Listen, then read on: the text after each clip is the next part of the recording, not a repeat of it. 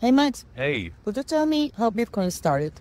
gladly. I'm so happy that you asked. So in 2008, Satoshi Nakamoto, an individual or a group, created Bitcoin, published a white paper a year later, and since then has remained anonymous. So Satoshi Nakamoto created Bitcoin as an alternative to traditional currencies, aiming to facilitate everyday transactions.